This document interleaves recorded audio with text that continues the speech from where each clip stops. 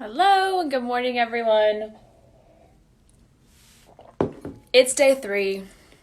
We're rocking and we're rolling. We are empowering our inner healer. If you're just tuning in, I am Sarah Small, and this is how to empower your inner healer. But today we're going to focus deep on building energetic boundaries. Raise your hand in the comments if this is something that you struggle with. Do you feel like it's hard for you to create and maintain strong energetic boundaries? I think a lot of us have struggle with this because we're empaths. So why do we need strong energetic boundaries? Personally, as an empath, I think there's many of you out there who are also empath, I find it so critical and crucial to have energetic boundaries so that I am not feeling drained, worn out, exhausted, taken advantage of day in and day out. Okay? Amen, right? Do you guys feel me? So what does it mean to be an empath? In case you are new to my world, I talk about empaths a lot, and on the most basic level, it's simply someone who takes on other people's physical pain or emotions as their own, and they're very sensitive to the energy that surrounds them. And this can be the energy of people, this can be the energy of water, this can be the energy of plants, this can be the energy of like someone's house you walk into and you're like, this house has weird energy. Like you're just highly feeling and tuned into this feeling part of you and your intuition, which allows you to have a superpower. It's not a bad thing. We can be amazing friends because we're able to feel into our friends' emotions, and we sometimes, though, take on their energy as our own. So yes, it's amazing. It helps you tap into, just like we practiced yesterday, muscle testing that allows you to tap into the subconscious, and it allows you to be more aligned and guided from your higher self on the decisions that you make within your healing journey and process. But being an empath without energetic boundaries can be very, very stress-inducing. Okay, very stress-inducing, because there is a physiological response that happens in our body, like the stress response that turns on the stress response, fight, flight, freeze, which halts any sort of growth, maintenance, or healing in the body. So if your your energy body is so full of everyone else's stuff, then there's not a lot of space for your body to do its self-healing, to empower your inner healer, to have the state of our nervous system, the sympathetic versus this parasympathetic nervous system. So the difference there is fight, flight, freeze, stress, and rest and digest enable this ability to heal, maintenance, growth in the body. So what happens is we fall into this chronic low-grade state of stress because we're so overwhelmed by everything around us all of the time. And sometimes we feel like it's the curse. We're like, empath is a curse. But it's not a curse.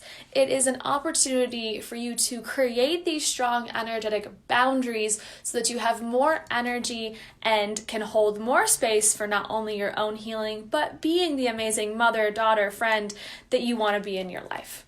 So here are just a few of we're going to do 4 today, go-to methods to implement and create and maintain your strong energetic boundaries. I do want to disclaimer this with the fact that there are numerous, many ways to implement your boundaries. These are just a few that I find to be most helpful. And so I'm actually going to ask you guys as part of your homework today to also share with me and the community any other tools that you use to create boundaries for yourself and your energy as an empath, or maybe not someone who resonates with empath. And there's differing degrees. So yeah, we all have this ability to like feel and to have emotions, but unless you're a sociopath, but the kind of intensity that we each feel it at can be different for everybody, and we each have our own unique human experience and story that we're living.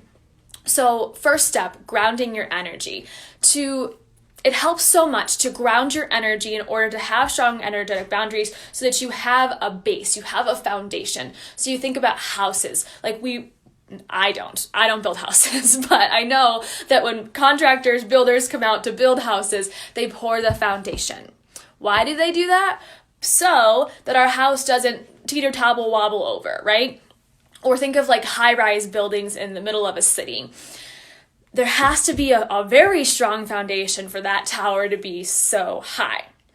And if we are not rooted, then we're going to topple over. We're going to get burnt out. So we have to ground ourselves down into the energy of the earth in order to kind of build the foundation for boundaries. So I like to do this through meditation or just by simply closing my eyes and visualizing.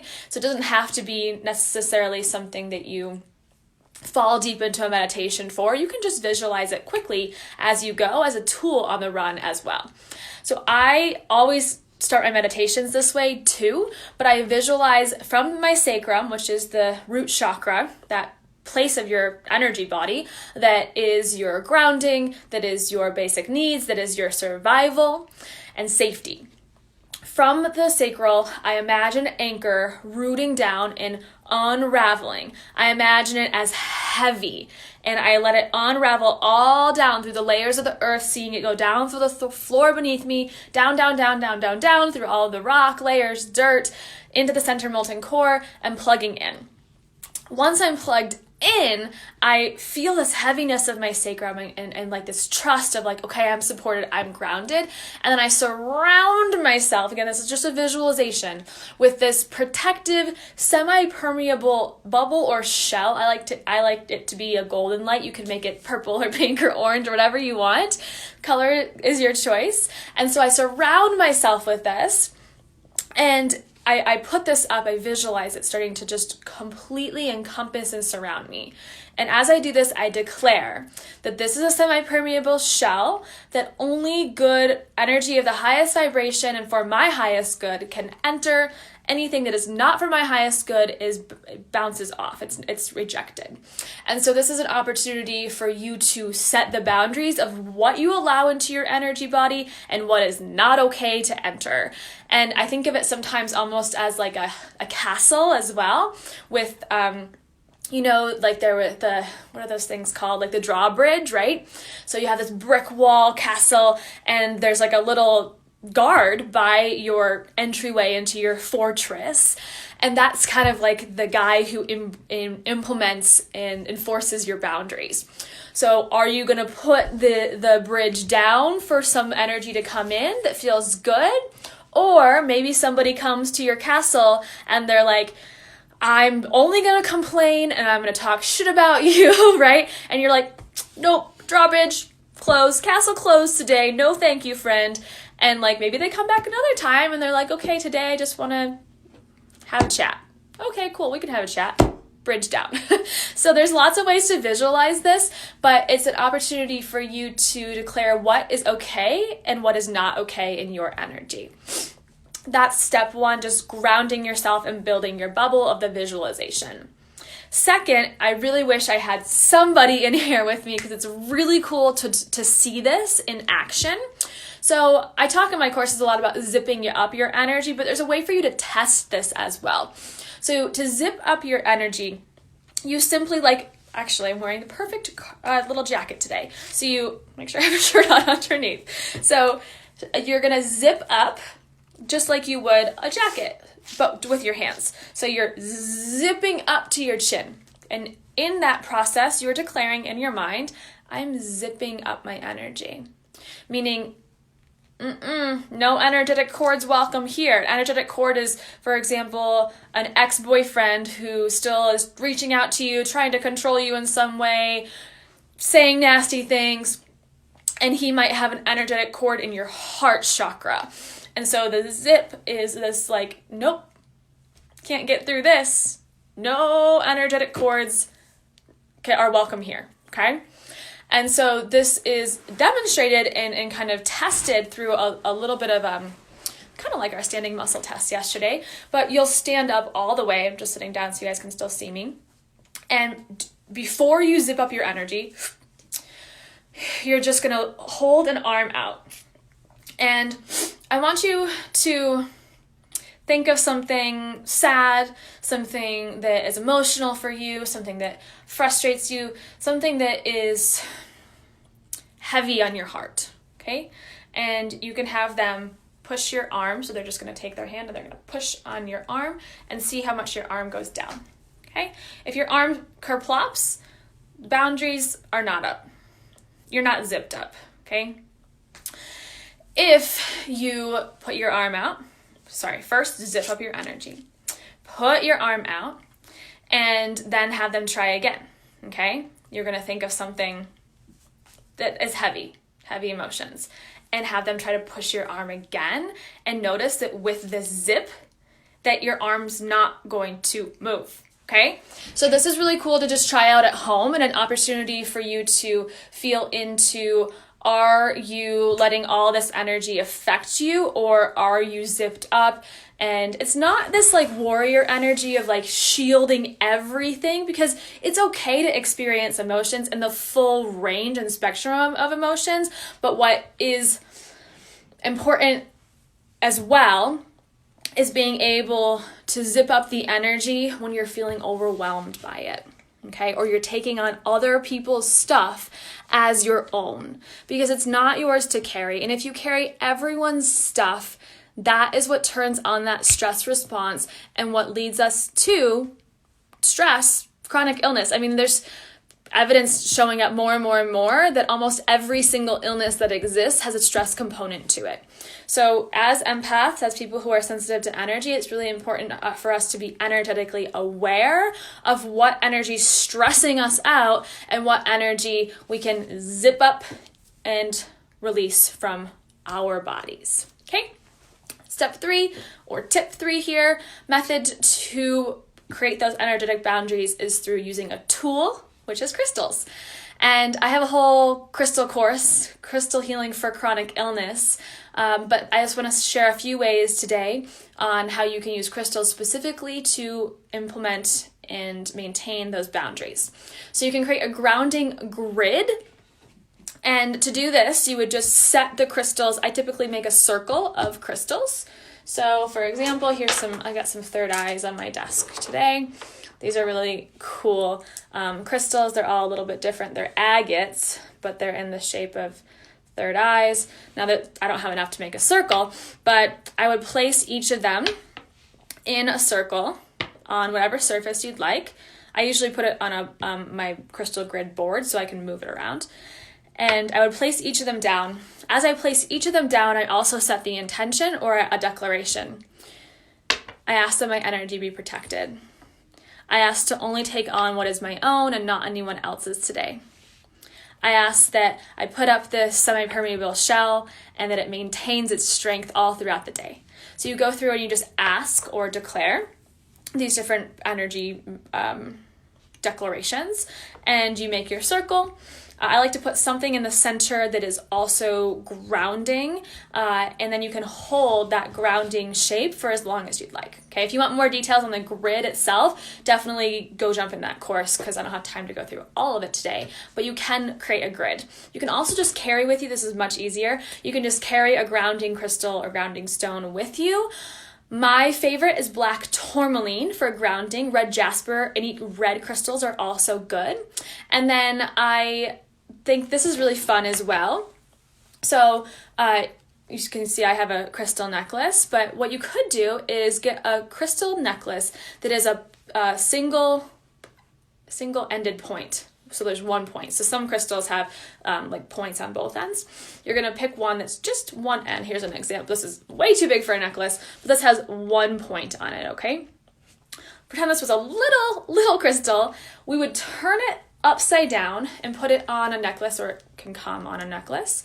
And what it does is it's like this anchor that we visualized from the sacrum, the root chakra, rooting you down. So you can think of it as like this anchor that's constantly keeping you grounded in your energy and plugging into the energy of the earth, especially if you're feeling energetically drained by anybody. It's like, okay, nope, plug in, refill.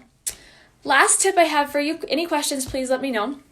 last tip I have for you is on earthing. And so this is kind of a fad a little bit, but the research is really cool that shows how beneficial it is for you to get outside. Get outside and just put your feet in the dirt, okay?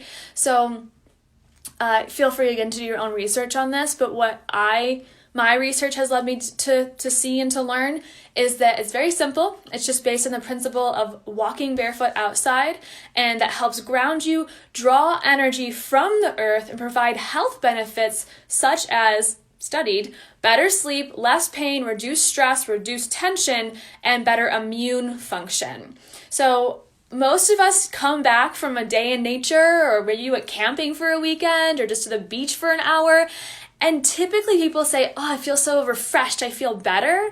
Part of the reason is because of the negative ions on the earth and these benefits that we're studying more and more and more regarding improved immune function, less stress, etc. So yeah, there might be other factors that are playing into that actually provide the physiological benefit in your body.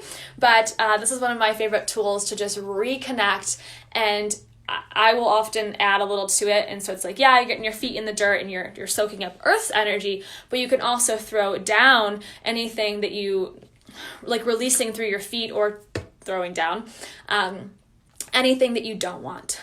So maybe I had a really hard fight with somebody or something.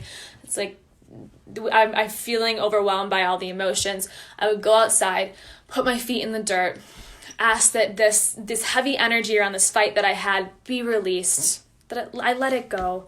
I don't need to carry this anymore. And that then I'd be re-energized with earth energy, because we know that energy can be created but not destroyed, so we're recycling it into something beneficial for us and our healing. Cool. Okay, so if you guys have any questions, please let me know. Those are 4 of my favorite go-to methods to create energetic boundaries, ground yourself, and why it's important, especially as an empath, but really anyone who feels stress, which is all of us who have chronic illness, because stress is an impact in all chronic illness. So a way to relieve the stress, turn the body back into its rest and digest mode. So we'll be going through in more detail many more methods to protect your energy, what it means to be an empath, how to support yourself as an empath, and how to awaken yourself to this being a superpower versus something that feels like it's a curse or heavy or overwhelming in your life, in 21 Days of Healing. And our last day of this 4-part mini-series is tomorrow, day 4 of Empower Your Inner Healer. And you have 7 days left to sign up for 21 days. This program, I just love it, you guys. I'm not going to sell you and all the reasons to join up. I'm just going to ask you to go take a look at the sales page, to feel in your heart if you've invested all of your money up into this point on supplements and doctors and getting vitamins in what am I looking for? IVs. That's the word I was looking for. If you're getting infusions, yes, I'm sure that's all supporting your healing, but have you invested at all in your emotional self? And if you haven't, then I would urge and suggest you go take a look and see if this feels like something that might be a little bit of that missing puzzle piece, that missing piece to your healing that will allow you to truly heal on a holistic level, not just food, not just supplements. Keep doing your work, keep doing the good things, but consider what is missing and how you can fill in that gap and use the support of a community to get there. Okay? I love you. I want to see you inside. 7 more days to sign up, and we get started January 16th. Have a beautiful day, and I'll see you guys tomorrow.